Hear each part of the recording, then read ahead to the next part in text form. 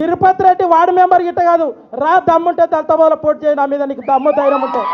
సవాళ్ళు నేను చేసినట్టున్నా మా నరేందర్ అన్న సహకారంతో, మా రామన్న గారి సహకారంతో దళితబా జీరో పెట్టిరన్న. నిన్న ఇప్పుడు రిజర్వేషన్ యాదియానికే ఉత్సవడుతుంది అని రానా చూస్తాం.